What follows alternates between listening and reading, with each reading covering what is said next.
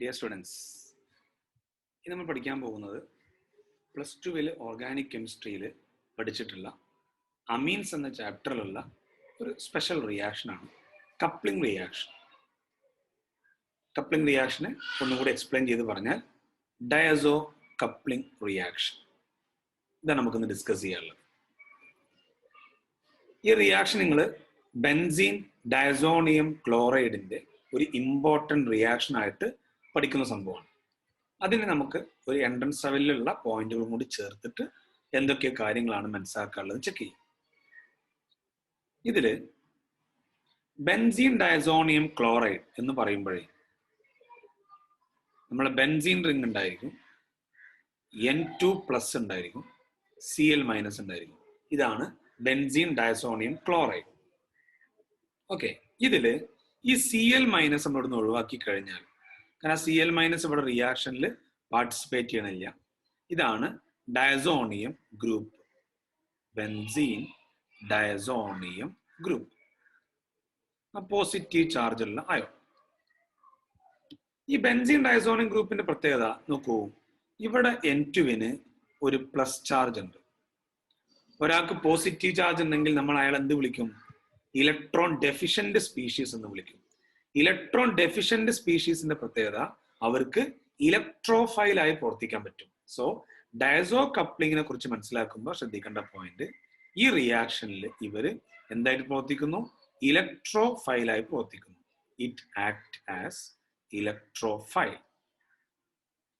അപ്പൊ ഉറപ്പിച്ചോളൂ, നമ്മൾ ഈ പഠിക്കാൻ പോകുന്ന റിയാക്ഷൻ ഒരു ഇലക്ട്രോഫിലിക് സബ്സ്റ്റിറ്റ്യൂഷൻ റിയാക്ഷൻ ആണ്. അപ്പൊ ആദ്യം ഇതിനെക്കുറിച്ചുള്ള ജനറലായ കുറച്ച് പോയിന്റുകൾ പറയാണ്. ഇതൊരു ഇലക്ട്രോഫിലിക് സബ്സ്റ്റിറ്റ്യൂഷൻ റിയാക്ഷൻ ആണ്. അപ്പൊ അത് കിട്ടി. ഈ ഇലക്ട്രോഫൈലിന്റെ പ്രത്യേകത N2+ ചേർന്നിട്ട് ഒരു ബെൻസീൻ റിംഗ് ഒക്കെ ഉള്ളത് കൊണ്ട് നമുക്കിതൊരു ബൾക്കി ഇലക്ട്രോഫൈൽ ആണ് എന്ന് പറയേണ്ടി വരും. ഇതൊരു വലിയ ബൾക്കിയായ ഇലക്ട്രോഫൈലാണ്. അതുകൊണ്ട് തന്നെ അതിനെ അറ്റാക്ക് ചെയ്യാനുള്ള ടെൻഡൻസി പൊതുവെ കുറവായിരിക്കും. അതുകൊണ്ട് അത് എല്ലാ സ്ഥലത്തും അറ്റാക്ക് ചെയ്യുന്നതല്ല. നമുക്കറിയാം, ഇലക്ട്രോഫിൽ സബ്സ്റ്റിറ്റ്യൂഷൻ നമ്മൾ പഠിക്കുന്നത് ബെൻസീൻ റിംഗിലാണ് ആ സബ്സ്റ്റിറ്റ്യൂഷൻ നടക്കുക. ഈ സബ്സ്റ്റിറ്റ്യൂഷൻ തന്നെ നടക്കാൻ ചാൻസ് കുറവായതുകൊണ്ട്, ബൾക്കി ഗ്രൂപ്പ് ആയതുകൊണ്ട് ആക്ടിവേറ്റ് ചെയ്യപ്പെട്ട ബെൻസീൻ റിംഗിൽ മാത്രമേ ഈ പറഞ്ഞ കപ്ലിംഗ് റിയാക്ഷൻ നടക്കുള്ളൂ. അപ്പോൾ അതൊരു ഇലക്ട്രോഫിൽ സബ്സ്റ്റിറ്റ്യൂഷൻ ആണ്. നോർമലി എല്ലാ ബെൻസീൻ റിംഗിൽ നടക്കേണ്ടതാണ്. പക്ഷെ അതൊരു ബൾക്കി ഗ്രൂപ്പ് ആയതുകൊണ്ട് it attacks only activated benzene ring. Activate ചെയ്ത ബെൻസീൻ റിംഗിലാണ് ഇത് നോർമലി അറ്റാക്ക് ചെയ്യുക. അതുകൊണ്ട് തന്നെ ഈ കപ്ലിംഗ് റിയാക്ഷൻ എല്ലാ ടൈപ്പ് കോമ്പൗണ്ടിലും നമുക്ക് പഠിക്കാനില്ല. നമ്മൾ പഠിച്ചിട്ടുള്ള 2 ആക്ടിവേറ്റഡ് ബെൻസീൻ റിംഗിന് എക്സാമ്പിൾ ആണ്. ഒന്ന് ഫീനോൾ, കാരണം ഫീനോളിലെ OH ആക്ടിവേറ്റിംഗ് ആണ് നമുക്കറിയാം. 2 അനിലിൻ, അനിലിനുള്ള NH2 ആക്ടിവേറ്റിംഗ് ആണ്. സോ ഫീനോൾ പോലെയുള്ള അനിലിൻ പോലെയുള്ള ആക്ടിവേറ്റഡ് ബെൻസീൻ റിംഗിലാണ് ഈ പറഞ്ഞ കപ്ലിംഗ് റിയാക്ഷൻ നടക്കുക എന്നാണ് ആദ്യം മനസ്സിലാക്കേണ്ടത്. അപ്പൊ ഇത് ഇലക്ട്രോഫിൽ സബ്സ്റ്റിറ്റ്യൂഷൻ ആണ് എന്നൊക്കെ ക്ലിയർ ആണല്ലോ. ഇനി നമുക്ക് ചെക്ക് ചെയ്യാം.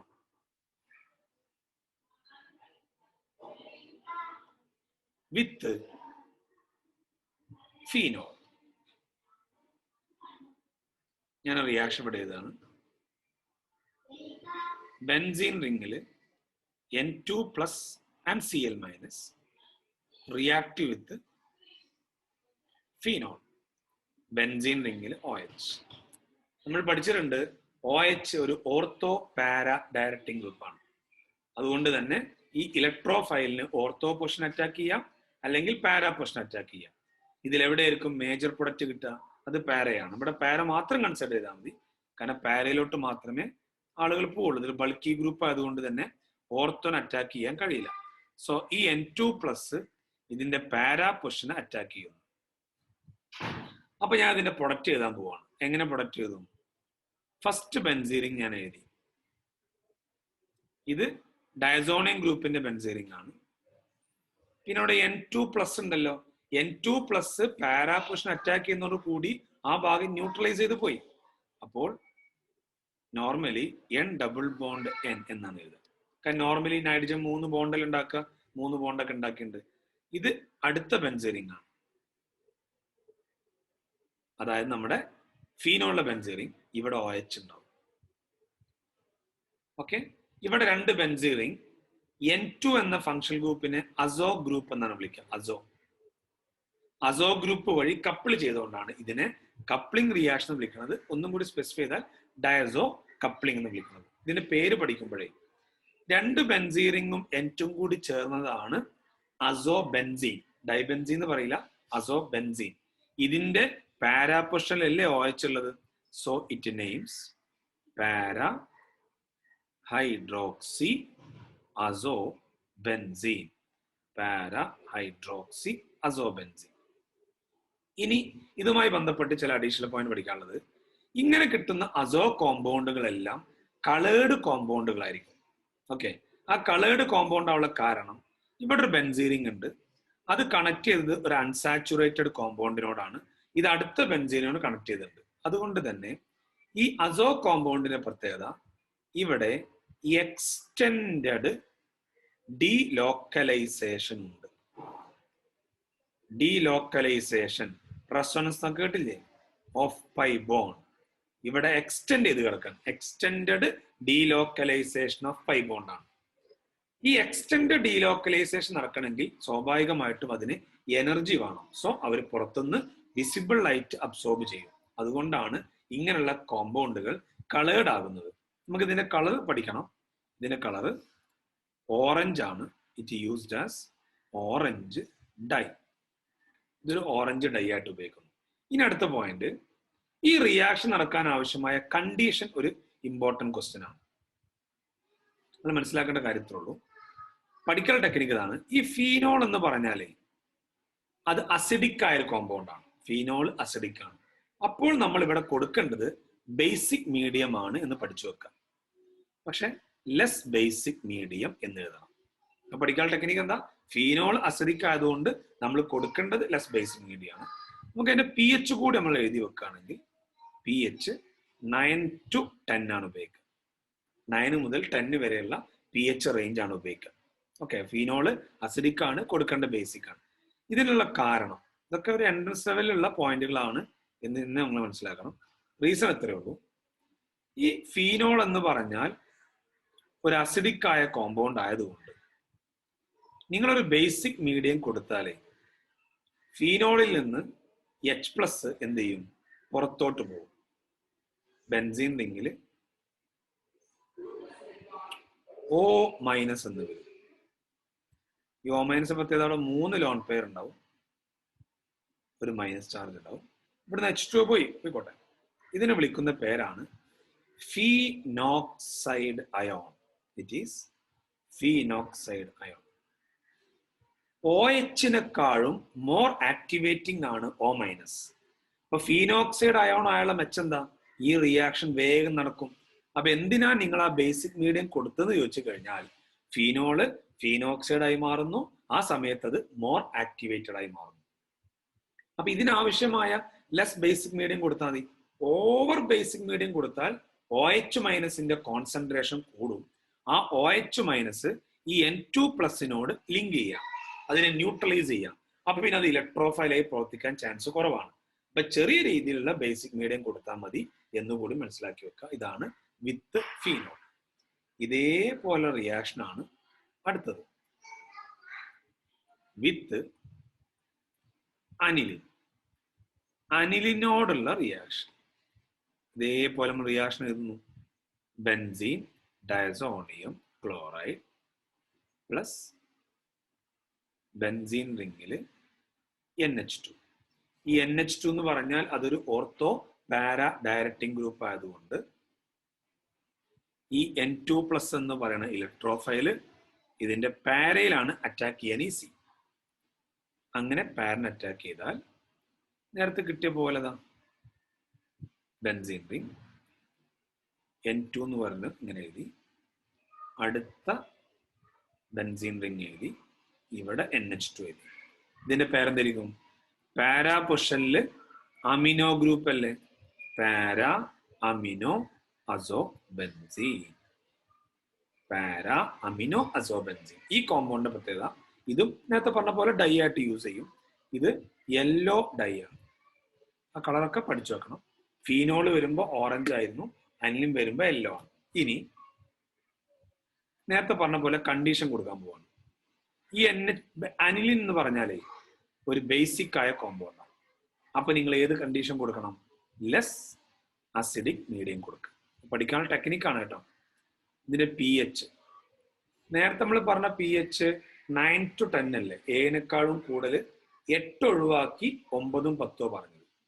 ഇവിടെ അത് 4 to 5 ആണ്. അപ്പൊ 7 താഴെ 6 ഒഴിവാക്കുക, 4 to 5.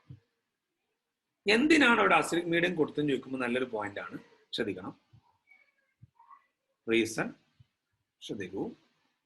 ബെൻസീൻ റിങ്ങില് NH2 എന്ന് പറഞ്ഞാലേ അതൊരു ബേസിക് കോമ്പൗണ്ട് ആണെങ്കിലും ഇത് വളരെ ബേസിക് നേച്ചർ കുറഞ്ഞ കോമ്പൗണ്ടാണ്.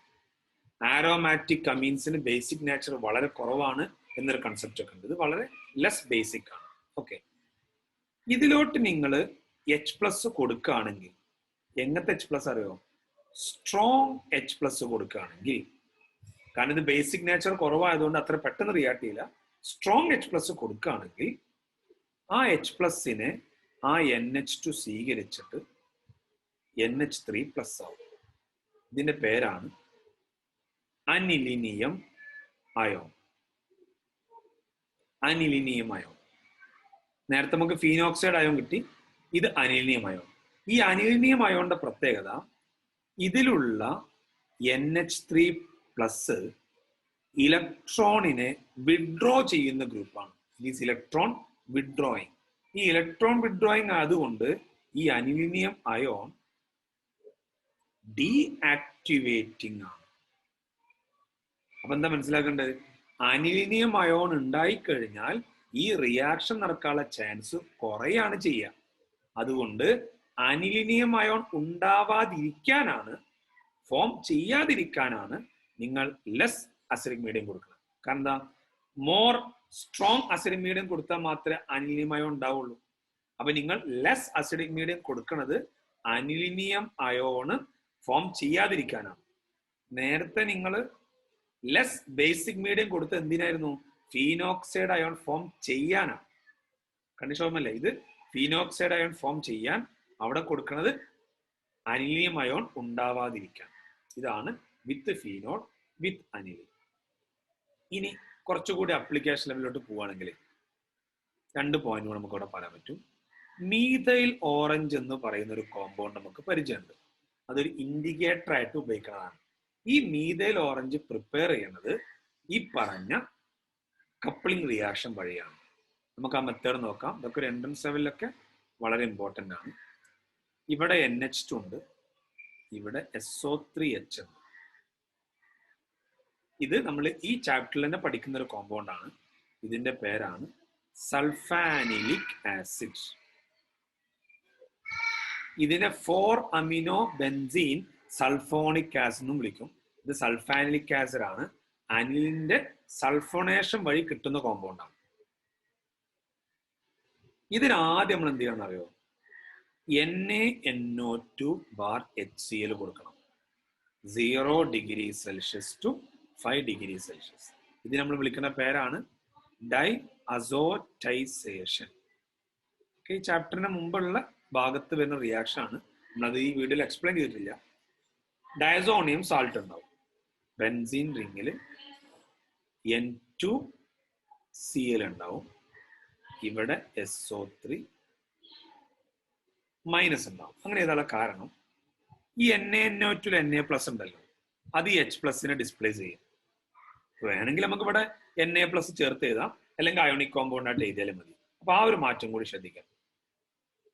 ഈ കോമ്പൗണ്ടിന് നമ്മൾ റിയാക്ട് ചെയ്യിക്കാണ് ബെൻസീൻ റിങ്ങിൽ NCH3 ട്വൈസ്. ഇതിന്റെ പേരാണ് N,N dimethyl aniline. N,N dimethyl aniline. നോക്കൂ, ഇതൊരു ഡയസോണിയം കോമ്പൗണ്ട്. നമ്മുടെ അനിലിൻ അല്ലേ? ഇതിന്റെ പാരാ പുഷിനെ പോയി അറ്റാക്ക് ചെയ്യും. നേരത്തെ അറ്റാക്ക് ചെയ്ത പോലെ തന്നെ. അപ്പൊ എന്ത് കിട്ടും നോക്കൂ. ഇവിടെ നമ്മളെ SO3 മൈനസ് ഉണ്ട്. നമ്മളെ ഫസ്റ്റ് ബെൻസീൻ റിംഗ് ആണ്. ഇവിടെ N2+ ഉള്ളത് N2 ആവും. നമ്മൾ രണ്ടാമത്തെ ബെൻസീൻ റിംഗ് ആണ്. ഇവിടെ NCH3 ട്വൈസ് ഉണ്ടാവും. ഇതാണ് മീഥൈൽ ഓറഞ്ച്. അപ്പൊ മീഥൈൽ ഓറഞ്ച് പ്രിപ്പയർ ചെയ്യണത് ഈ മെത്തേഡ് വഴിയാണ്. അപ്പോൾ ഈ രണ്ടാമത്തെ സ്റ്റെപ്പിന്റെ കണ്ടീഷൻ ചോദിച്ചാൽ ഇത് അനിലീൻ അല്ലേ, അപ്പൊ നമ്മൾ കൊടുക്കേണ്ടത് എന്താ? ലെസ് അസിഡിക് മീഡിയം 4 to 5 ഒക്കെ നമുക്ക് പറയാം. ലെസ് അസിഡിക് മീഡിയം ഇത് ബേസിക് ആയതുകൊണ്ട് നേരത്തെ പറഞ്ഞ അതേ കണ്ടീഷൻ നമുക്ക് ഇവിടെ കൊടുക്കാവുന്നേ ഉള്ളൂ. അതുപോലെ ഒരു അഡീഷണൽ പോയിന്റ് ആണ് വിത്ത് ബീറ്റ നാഫ്തോൺ. ബീറ്റ നാഫ്തോണോടുള്ള റിയാക്ഷൻ ഒരു അഡീഷണൽ ആയിട്ട് അപ്ലിക്കേഷൻ ലെവലൊക്കെ പഠിച്ചാൽ മതി. ഈ നാഫ്തൽ എന്ന് പറഞ്ഞാൽ രണ്ട് ബെൻസീൻ റിംഗുകൾ ലിങ്ക് ചെയ്താണ്. അതിലൊരു OH വരുമ്പോൾ അതിന്റെ പേരാണ് നാഫ്തോൺ. അത് ബീറ്റ എന്ന് പറയുമ്പോൾ ഇവിടെ OH വരണം. നമുക്കറിയാലോ, ഫസ്റ്റ് പൊസിഷൻ ആണ് ആൽഫ എന്ന് വിളിക്കാം, സെക്കൻഡ് പൊസിഷൻ ആണ് ബീറ്റ. അപ്പൊ ഇത് ആൽഫയാണ്, ഇത് ബീറ്റ ആണ്. ഇവിടെയും വരാം ഇവിടെയും വരാം. റിയാക്ട് ചെയ്യാണ്. ഇത് ആക്ച്വലി ഒരു ആക്ടിവേറ്റഡ് ആയ ബെൻസീൻ റിംഗ് അല്ലേ? ആണ്. ബിക്കോസ് അത് അവിടെ OH ഉണ്ട്. ഈ N2+ നോർമലി അവിടെ അറ്റാക്ക് ചെയ്യാം. അറ്റാക്ക് ചെയ്യേണ്ടത് പാരാ പൊസിഷനിലാണ്. പക്ഷേ ഈ OHന്റെ ഓർത്തത് മെറ്റത് ഇതാണ് പാരാ പൊസിഷൻ. ആ പാരാ പൊസിഷൻ ഓൾറെഡി ബ്ലോക്ക്ഡ് ആണ്. അതിന് അങ്ങോട്ട് പോകാൻ പറ്റില്ലല്ലോ. അങ്ങോട്ട് പോകാൻ പറ്റാത്തത് കൊണ്ട് ഇതിന്റെ ഓർത്തോ പൊസിഷൻ അറ്റാക്ക് ചെയ്യും. അപ്പൊ നോർമലി പാരയാണ് അറ്റാക്ക് ചെയ്യേണ്ടത്, ഇവിടെ പാര അറ്റാക്ക് ചെയ്യാൻ പറ്റില്ല. അപ്പൊ അങ്ങനെയുള്ള കേസ് ഉണ്ട് എന്ന് മനസ്സിലാക്കണം. അതിനാണ് എക്സാമ്പിൾ എഴുതിയത്. ബെൻസീൻ റിംഗ്, നമ്മൾ N2. ഞാൻ ഈ രണ്ടാമത്തെ ഒന്ന് തിരിച്ചെഴുതുന്നുണ്ട്. ഇങ്ങനെ എഴുതിയ കുറച്ചുകൂടി വൃത്തി ഉണ്ടാവും. ഇവിടെ നമ്മൾ OH ഉള്ളത്, ഇവിടെ അറ്റാക്ക് ചെയ്തു. ഇതൊരു റെഡ് കളറുള്ള ഡൈ ആണ്. അപ്പൊ ഇതിന്റെ കണ്ടീഷൻ ചോദിച്ചത് ഫീനോൾ അല്ലേ? ഫീനോൾ അസിഡിക് ആയതുകൊണ്ട് നമ്മൾ കൊടുക്കേണ്ടത് ലെസ് ബേസിക് മീഡിയം ആണ്, pH 9 to 10. അപ്പൊ ഇത്രയും കാര്യങ്ങളാണ് നമ്മൾ കപ്ലിംഗ് റിയാക്ഷനെ കുറിച്ച് മനസ്സിലാക്കേണ്ടത്. അപ്പൊ ഒരു നോർമലി ഒരു NS7 ചോദിക്കുന്ന എല്ലാ പോയിന്റുകളും ഉൾപ്പെടുത്തിയിട്ടുള്ള ഒരു സെക്ഷൻ നമ്മൾ ചെയ്തത്. ആദ്യം നമ്മൾ ഇതിന്റെ ജനറൽ മെക്കാനിസവുമായി ബന്ധപ്പെട്ട കാര്യം പറഞ്ഞു. പിന്നെ നമുക്ക് പഠിക്കാനുള്ള 2 എക്സാമ്പിൾ ആണ്. ഒന്ന് ഫീനോൾ, അടുത്തത് അനിലിൻ. പിന്നെ അഡീഷണൽ ആയിട്ട് ഞാൻ മീഥൈൽ ഓറഞ്ചിന്റെ പ്രിപ്പറേഷനും അതുപോലെ ബീറ്റ നാഫ്തോളും പറഞ്ഞു. ഇത്രയാണ് കപ്ലിംഗ് റിയാക്ഷനുമായി ബന്ധപ്പെട്ട് പഠിക്കാനുള്ള കാര്യങ്ങൾ.